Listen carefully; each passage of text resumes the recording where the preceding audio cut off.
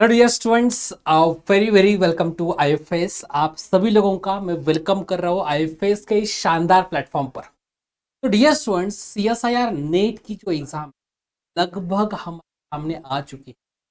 शायद पॉसिबल है कि एक महीने के अंदर आप लोगों का नेट एग्जाम भी हो चुकी है। क्योंकि अगर एग्जाम को देखने जाए तो डेट्स जो है वो 16 फेब से 8 फेब तक है। तो पॉसिबल है कि आपकी जो एग्जाम होगी वो एग्जाम की डेट 25-26 तारीख के पहले ही हो जाए। और इसलिए अब आप लोगों को ये जानना काफी जरूरी है कि सीएसआईआर नेट एग्जाम को अगर किसी को अटेम्प्ट करना है तो वो अटेम्प्ट करने का सबसे बेस्ट तरीका।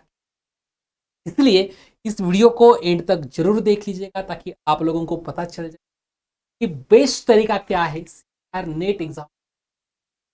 उसके पहले मैं एक छोटी सी जानकारी आप सभी लोगों को यहां पर दे दूं कि आप सभी लोग यहां पर देख सकते हैं जो total number of questions and total number of part A, part B, part C के क्वेश्चंस अगर आप देखने जाएंगे तो पार्ट ए में 20 क्वेश्चन होते हैं जिसमें मैक्सिमम अटेम्प्ट कर सकते हैं 15 plus 2 marks for each question and negative 0.5 marks for. Similarly part B को देखने जाएंगे तो 40 क्वेश्चन होते हैं, 25 अटेम्प्ट कर सकते हैं, हर एक क्वेश्चन के लिए 3 मार्क्स और निगेटिव होता है 0.75। और पार्ट सी को देखने जाएंगे तो 60 क्वेश्चन होते हैं, मैक्सिमम 20 क्वेश्चन आप यहाँ पर अटेम्प्ट कर सकते हैं। इसमें से हर एक क्वेश्चन के लिए आपको 4 और निगेटिव पर बिल्कुल भी नहीं। तो ये रहा आपका एग्जाम पैटर्न। अब देखिए कुछ इंपॉर्टेंट पॉइंट जो बेसिकली आप लोगों को फॉलो करने जब आप एग्जाम पेपर को अटेम्प्ट करोगे। से पहला किसको सॉल्व कर। अब ये मैं मेरा एक पॉइंट ऑफ व्यू बता रहा हूं आप लोगों को। बहुत सारे स्टूडेंट्स बहुत कंफ्यूज, बट मुझे एक आइडियल सिचुएशन में अगर मैं देखने जाऊं तो मुझे ऐसा लगता है कि हर एक स्टूडेंट पहले पार्ट ए को फिनिश, पार्ट बी को करना चाहिए और फिर पार्ट सी को। का रीजन ये है कि सपोज कोई स्टूडेंट बोलेगा सर मैं पार्ट ए जनरल एप्टीट्यूड है उसको मैं एंड में रखता हूँ, तो उसमें प्रॉब्लम ये हो जाती है जब आप पार्ट बी पार्ट सी पहले सॉल्व करने को ले लेते हो और लास्ट का हाफ आवर बचता है तो हमेशा स्टूडेंट के दिमाग में ये रहता है कि यार मेरे पास समय बहुत कम बचा है, यहाँ पे मार्क्स ज़्यादा है, पार्ट बी पार्ट सी में ज़्यादा अटेम्प्ट करो और माइंड फिर से डाइवर्ट होने लगता है पार्ट ए के। तो स्टूडेंट फ्रीली पार्ट ए के क्वेश्चंस को देखना आता नहीं है या फिर वो देख नहीं पाता और इसी रीजन से उनका पार्ट ए जो कि सबसे इंपॉर्टेंट पार्ट है उसको स्टूडेंट कभी कभी मिस कर देता है, कभी कभी उसके क्वेश्चन समझ ही नहीं लेता। दूसरी बात, अगर कोई भी स्टूडेंट्स पार्ट बी या फिर पार्ट सी से स्टार्ट करता है तो जब पेपर एंड होने को होता है 2.5 घंटा होने को है तो स्टूडेंट के दिमाग में बार बार वो पार्ट बी पार्ट सी के वो क्वेश्चंस जो कि 100% हो गए उसमें से आधे क्वेश्चंस आपको, आधा पार्ट आपको सॉल्व हो रहा है, आधा पार्ट सॉल्व नहीं हो रहा है, ऐसे क्वेश्चंस बार बार याद आते और स्टूडेंट्स को लगता है कि यार मेरे से वो हो सकता है, वो हो सकता है और उसी पार्ट ए को प्रॉपरली। इसलिए पार्ट ए पहले ही होना बहुत ज्यादा जरूरी। उसके बाद part B and part C को देखने जाएंगे। पार्ट बी के क्वेश्चंस थोड़े से इजी होते हैं as compare to part C. तो पहले इजी क्वेश्चंस कर लोगे तो आपका कॉन्फिडेंस ज्यादा बढ़ जाता है, आपको कॉन्फिडेंस की जरूरत भी बहुत होती है। इसलिए मेरा मानना है कि पार्ट बी को आप बाद में सॉल्व कर सकते हैं और जब आप डेडिकेटली पूरा कॉन्फिडेंस भी आपके पास हो, आप ओवरऑल पार्ट बी के सारे क्वेश्चन सॉल्व देख चुके हो तो आप ओवरऑल सारा सिलेबस जो है मैथमेटिक्स का उसके ऊपर एक नजर घुमा चुके हो with the help of question, तो आप पूरे कंफर्ट जोन में चले गए होंगे मैथमेटिक्स के फॉर्म में और आप फिर उस पार्ट सी को जाएंगे जहां पे आपको हर एक ऑप्शन को डिटेल में देखना होता है। तो जैसे आप लोग पार्ट सी को यहाँ पर एंड में जरूर सॉल्व करो। अब दूसरी बात, नोट पैड का यूज प्रॉपर कर ले। के लिए मैंने ऑलरेडी एक वीडियो बनाई है, उस वीडियो में देख लीजिएगा कि नोट पैड का यूज किस प्रकार से किया जाना चाहिए। तो इस चीज में भी मैं आपको बताऊंगा, ये बहुत मैटर करेगा। तीसरी बात, आपके स्ट्रेंथ के ऊपर फोकस कीजिए। आप किस में कंफर्टेबल हो वो देखिए, आपका डोमेन क्या है वो देखिए। तो ये बहुत सारी छोटी छोटी चीजें होती है जिसको आपको देखना होता है। आप अपनी स्ट्रेंथ को नहीं छोड़ सकते। अगर आपकी स्ट्रेंथ है कि आप real analysis, complex analysis, analysis के पार्ट्स को ज़्यादा से ज़्यादा अटेम्प्ट कर सकते तो उसकी तरफ जाइएगा। अगर आपको लग रहा है कि नहीं मेरा अप्लाइड स्ट्रांग है तो मैं अप्लाइड के लिए जाऊंगा, तो ये ध्यान में। चौथा पॉइंट, कभी भी अपना टाइम टाइम में वेस्ट मत होने को।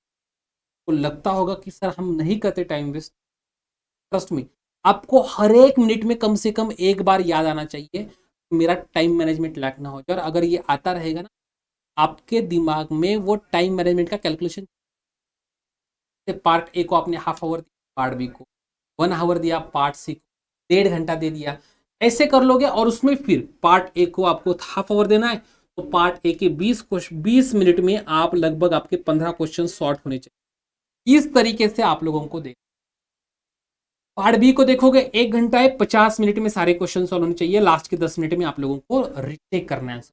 तो ये कैलकुलेशन आपके दिमाग में होने चाहिए, और छोटे छोटे पार्ट्स रखेंगे, छोटे छोटे टारगेट्स रखेंगे, ट्रस्ट में आपका टाइम मैनेजमेंट में भी कभी भी कोई भी दिक्कत।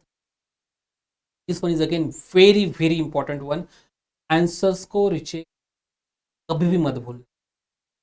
अगर आपको लग भी रहा है कि मैंने इसको बहुत अच्छी तरीके से सॉल्व, फिर से देखने की, ट्रस्ट मी, आपने उसके ऊपर समय दिया, अगर भगवान ना करे वहां पर छोटी भी मिस्टेक हो गई, बहुत प्रॉब्लम हो जाएगी। और इसलिए मैं चाहता हूं कि आंसर करो, जो मैंने बोला ना स्टार्टिंग में, लास्ट के 5-10 मिनट आप निकाला करो हर पार्ट के। जैसे पार्ट ए है तो 25 मिनट में या फिर 22 मिनट तक क्वेश्चन सॉल्व करो, लास्ट के 5 से 8 मिनट में आप जो आंसर आपने लिखे हैं वो प्रॉपर है कि नहीं, आपके कैलकुलेशन प्रॉपर है कि नहीं, इसको चेक।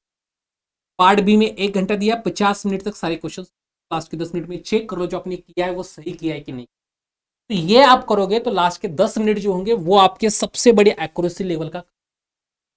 अगेन आप जो पूरा अटेम्प्ट कर, कभी कभी ऐसा होगा स्टार्टिंग के ही क्वेश्चन स्टैटिस्टिक्स के आगे, स्टार्टिंग के 5 क्वेश्चन स्टैटिस्टिक्स के आगे, और स्टूडेंट को फिर लगता है कि यार मेरे को एक रहता ना अनकंफर्टेबल जोन आ जाता है। और वो जोन क्या करता है, वो जोन तकलीफ देता है स्टूडेंट को, पॉजिटिव तरीके से नहीं लेते स्टूडेंट। ये रियलाइज नहीं होता कि जितने क्वेश्चंस मेरे इसमें स्टैटिस्टिक्स हैं, क्या कि हर एक स्टूडेंट्स के एग्जाम में उतने ही क्वेश्चन होंगे। तो जो क्वेश्चन आपको आसान शायद वो आगे हो, तो इसलिए जो मैंने बोला टाइम मैनेजमेंट के ऊपर जल्दी से जल्दी आगे बढ़िए। आपको लग रहा है ये क्वेश्चन आपके बजट का नहीं है, तुरंत आगे बढ़ना है, बिल्कुल भी उसके। अगेन जो क्वेश्चन मैंने बोला है आपके डोमेन के हो, आपके स्ट्रेंथ के हो, उसको आपको जानना है, उन्हीं क्वेश्चंस को आप लोगों को, ठीक है, क्वेश्चन ज्यादा मत जाइएगा, बाकी के क्वेश्चन की तरफ ज्यादा मत देखिए। आपको लगेगा कि मुझे वो आ रहा है लेकिन आएगा नहीं, तो टारगेट रखिए जो डोमेन आपका है उसी डोमेन में आपको क्वेश्चन सॉल्व करना है। This one is the very important one, कभी इसको मत भूलना। हर एक एग्जांपल के लिए याद रखिएगा कि आपके पास काउंटर एग्जांपल का ऑप्शन होता है, आपके पास ग्राफ का ऑप्शन होता है, एमएसक्यू एमसीक्यू, उनकी स्ट्रेटेजीज को याद रखिएगा। वो जब जब आपको कोई क्वेश्चन सॉल्व नहीं हो रहा है ना, इन 3-4 चीजों को याद रखिएगा कि ये भी अलग अलग तरीके अप्रोच कर, अगर आप इतना कर लेते हो, ट्रस्ट मी, आप पेपर बहुत ही अच्छी तरीके।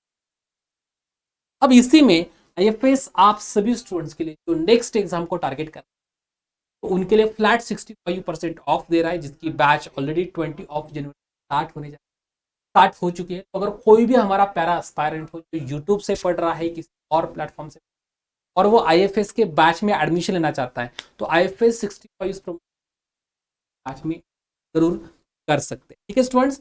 उसी के साथ साथ अगर कोई स्टूडेंट क्रैश कोर्स परचेज कर 999 में आप इसका भी परचेस कर, 2 मंथ्स की वैलिडिटी है। तो हमारा जो ऑफिशियल वेबसाइट है www.ifsonline.com, ऑफिशियल वेबसाइट पे जाइएगा, वहां पर ये क्रैश कोर्स आप लोग परचेस कर सकते हैं। और उसी के साथ साथ बहुत सारे फ्री टेस्ट अभी की सिनेरियो में आईएफएस की जो हमारी ऑफिशियल वेबसाइट है ifsonline.com, ऑफिशियल वेबसाइट पे जाइएगा, आपको बहुत सारे फ्री टेस्ट यहाँ पर देखने को मैथमेटिक्स सीएसआर नेट के लिए।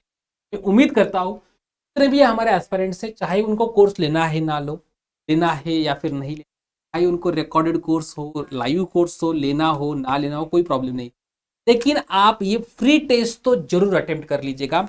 और ये फ्री टेस्ट के साथ साथ ये ₹1 की टेस्ट सीरीज जो गेट एग्जाम के लिए बनी हुई, आप सभी लोग मुझे पता है गेट की भी, और इसलिए ये टेस्ट सीरीज सिर्फ और ₹1 की रखी। चाहिए इस टेस्ट सीरीज को अटेम्प्ट कर लीजिए, क्योंकि बहुत इंपॉर्टेंट टेस्ट सीरीज, ठीक है, क्योंकि यही टेस्ट सीरीज जो कि नेट की है, गेट की है, यही से हमारे बहुत सारे टॉपर्स निकल के आ चुके हैं। और मैं उम्मीद करता हूँ आप लोग भी टॉपर्स के, तो all the very best and happy learning.